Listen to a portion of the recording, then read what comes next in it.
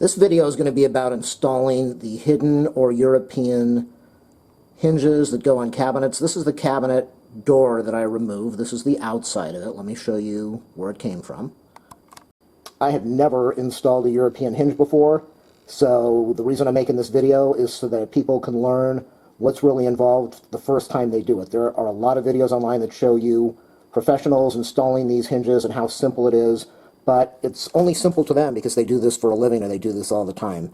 And the idea of this type of video is to show you what you are going to experience the first time you do it. What I'm going to be doing is installing, I bought the hinges, I'll take them out, but I bought a 10-pack of these Liberty hinges at the HD store. Much cheaper. These cost $9, $6 to $8 or $9 a piece, but they're about $20 for 10 of them, so it's a much better deal to do that.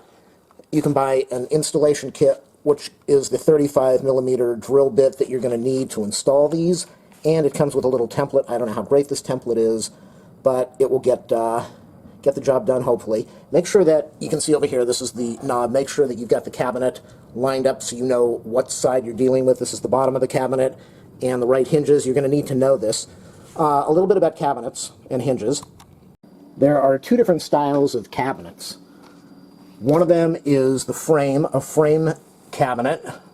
And you can see this has got a frame. This is why it's called a frame cabinet. There is a frame around it. A frameless cabinet would not have this front piece. It wouldn't have the bottom piece. It wouldn't have the side piece. It would just be completely flat. This wouldn't be here. This framing would not be here. It would be a completely opened box. And you need to know that because you're going to have to buy a hinge that's made for a frame or a framed cabinet like this is, because it will mount on this piece. The inside will mount on this framed part. It will bracket around, clamp around. Or you will buy it for a frameless, where it will be mounted straight on this inside wall and come straight outward. So that's the first thing you need to know. The other thing you're going to need to know is overlay. Overlay is really important. You can see by looking at this drawer right now, you can see over here that there is an overlay. That means that the cabinet or the drawer overlays past the opening a certain amount. On these cabinets, the overlay is ½ an inch. From here, from this point, from the opening to here is ½ an inch. Some of them are smaller. It's 1/4 of an inch. This is really important because it's going to decide if the hinge is going to be mounted off and not work, or if it's going to be mounted straight. This is a ½ an inch. They sell them in ½ an inch. 1 1/4 inches are very common, and you can buy it in 1/4 inch and some other weird sizes too. So those are the important things to know. Is it a framed cabinet, a frameless cabinet? What is the overlay on the cabinet or the drawer? Well, really the cabinet. Take that back, not the drawer, because we're mounting this on cabinets.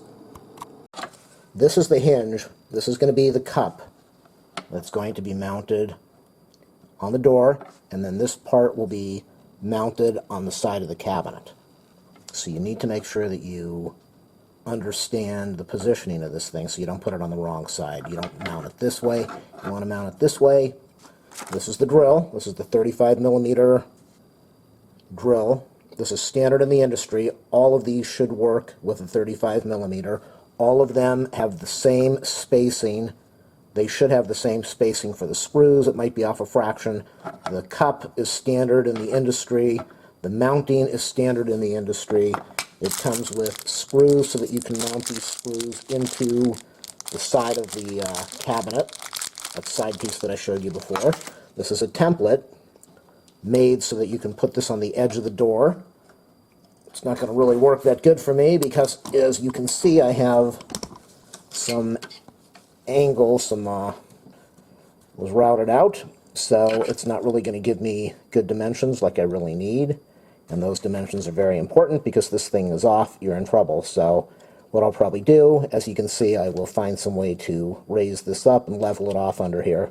I'll show you that in a minute so that I can get my dimension. So the first thing that you're going to do is you need to come up with a center line. Normally standard is 3 inches from the bottom and 3 inches from the top, and you can see this is, the original hinges were about almost 3 inches to the center screw. So the first thing is you mark a center line from the top and the bottom, and it's really good if you just pick a standard dimension like 3 inches from the top and the bottom. That way when you're dealing with your cabinet, it will make things much easier for you since you have the exact same dimension for each cabinet door. You can see that I've got my two lines, one on the top, one on the bottom. Those are the 3 inches above and 3 inches below. You really want to make sure that this line is straight. So now I'm going to mark off the center point where I'm going to be doing the drilling. Videos like this are really important because they let you know what other people are going to be dealing with so that you don't make the same mistakes. Remember I said that the standard line is usually about 3 inches up? Well, the problem with doing that, with my situation, is I will be very close to the holes that were mounted in here for the original hinge, and that could make my hole way off if the drill bit point slips. So I moved it up to 3.5. One other thing is, let me get the dimensions over here. This has got an 8 millimeter, whatever this thing is for the screw. And I'm assuming you just take this thing and drill everything and then pound it in. And I'll find out, but I think that's what you do.